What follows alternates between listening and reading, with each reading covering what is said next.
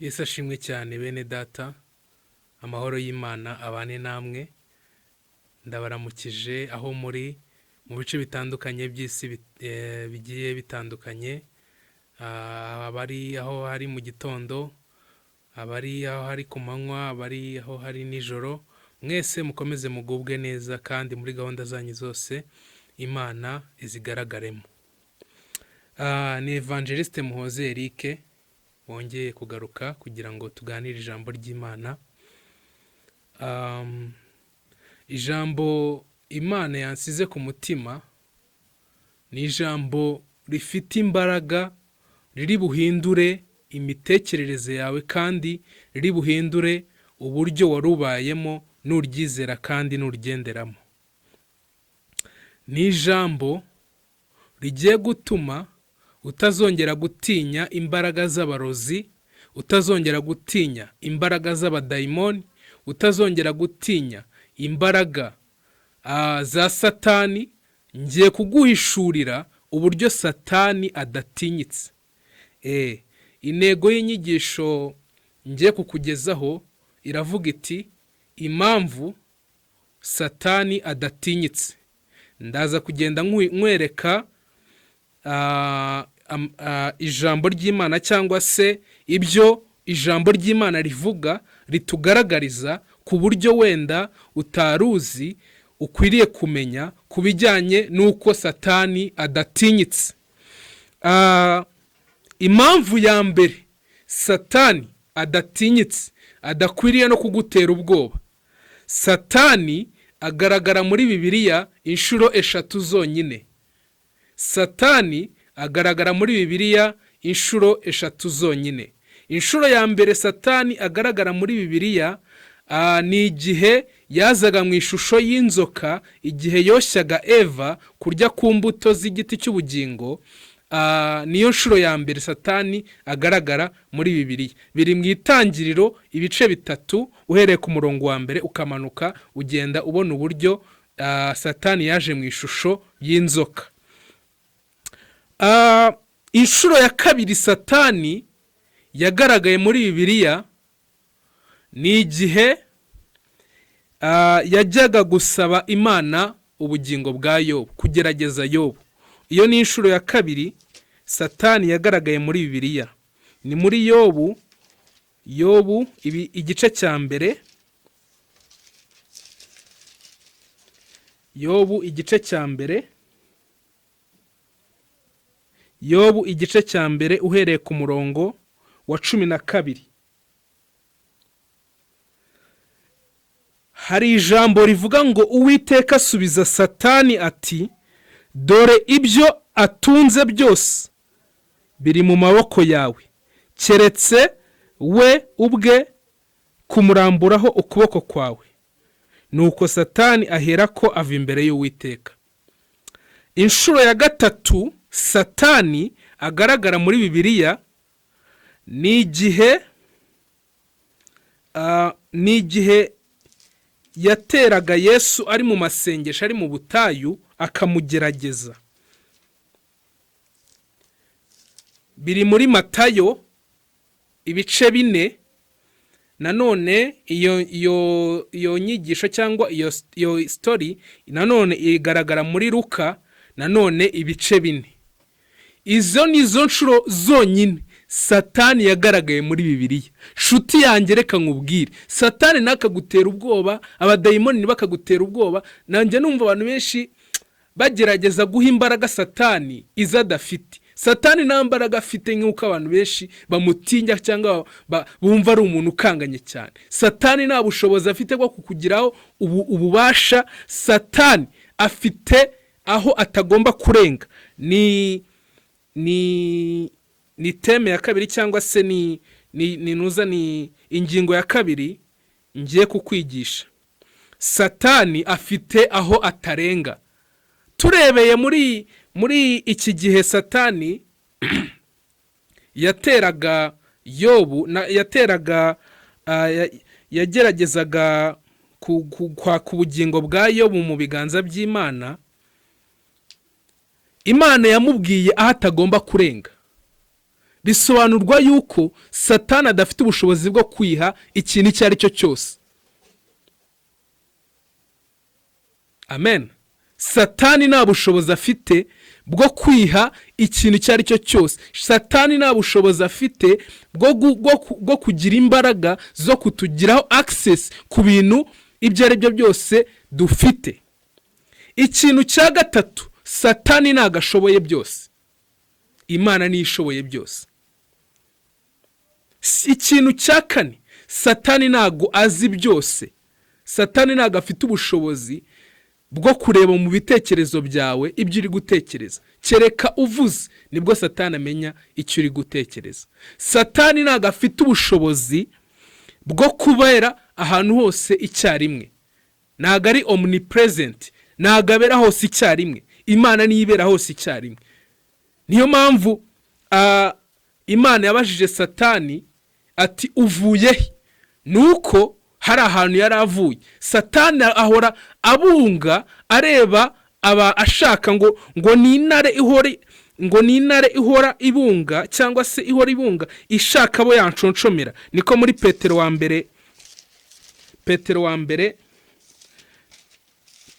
mbere ibice 5 umurongo wa 8b yaho hari ijambo rivuga ngo kuko umurezi wanyu Satani azerera nk'intare yivuga ashaka uwanconshomera.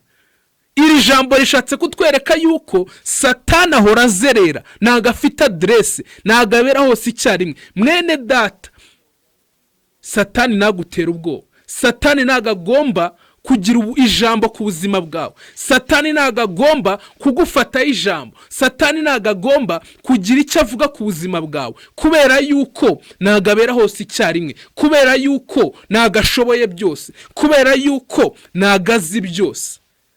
Amen. Ikintu cya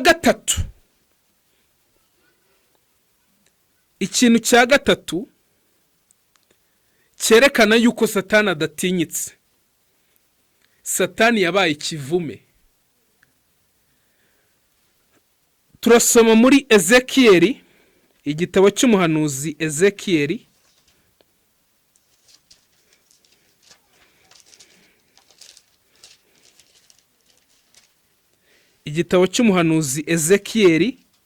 ibice byaho 28, ibice byaho 28, duhere ku murongo wa 13. Iri ni ijambo rigiye kutwereka yuko Satani ari ikivume, atagomba kukugiraho ijambo kuko wowe uri umunyamugisha. Ijambo ry'Imana riratubwiye, wahoze muri Edeni yangobyi y'Imana, umwambaro wawe wari ibuye ryose ry'igiciro cyinshi. Dusimbuka tugere ku murongo wa 14. Ijambo riratubwiye ngo wari warasizwe kugira ngo ube umukerubi utwikira, kandi nagushizeho ngo ube ku musozi wera w'Imana. Ijambo ry'Imana ku murongo wa 15 riratubwiye ngo wari utunganye bihebuje. Iki ni ikintu kitwereka yuko ahangaha ntago bavugaga umuntu, ntago bavugaga umuntu wambaye inyama n'amaraso. Bavugaga Satani akiri Lucifer, ataravumwa, akiri marayika, akiri umuntu ukomeye mu bwami bw'ijuru. Ijambo ry'Imana ryatubwiye ngo yahoze muri Edeni, ngo yahoze muri yango by'Imana. Noneho ku murongo wa 16 hari ijambo rivuga ngo kugeza igihe wabonetsweho gukiranirwa, wuzuyemo urugomo ruzanywe n'ubugenza bwawe bwinshi, bugutera gucumura. Nicyo cyatumye mwirukana nk'uwanduye nkagukura ku musozi w'Imana. Iki ni ikintu gikomeye gikwiriye kutwereka yuko Satani ni ikivume. Imana yaramuvumye imukura ku musozi wayo wera, imukura muri Edeni, mu ngobyi ya Edeni, kubera yuko yari yuzuye ubwibone ngo yigeze gushaka kuba nk'Imana. Iki ni ikintu gikomeye gikwiriye kutwereka yuko Satani nta jambo dufiteho, kubera yuko Imana yaramuvumye. Ni ikivume. Umuntu wavumwe ni gute kugiraho ijambo wowe uri umunyamugisha? Mwene data, iri jambo Imana yarihishuye kugira ngo ubuzima ubayemo, kugira ngo ubuzima uri gucamo ubeho ubuzima budatinya Satani, ubeho ubuzima budatinya abarozi, ubeho ubuzima budatinya abadayimoni, ubeho ubuzima budafite ubwoba bw'ejo hazaza, ubeho ubuzima butekanye, kubera yuko umwanzi Satani uhora kugerageza. Ijambo ry'Imana rirashaka kusobanukirwa yuko ari ikivume, nta jambo agufiteho, kubera yuko ni ikivume. Imana yaramuvumye nk'uko ijambo ritubwiye neza. Tugiye ku kintu cya kane. Impamvu ya kane itwereka yuko Satani ari ikivume cyangwa se adatinyitse. Impamvu ya kane, Satani yaratsinzwe. Ijambo ry'Imana mu byahishuriwe Yohana ku kirwa Patimo, ibice 12 umurongo w'9,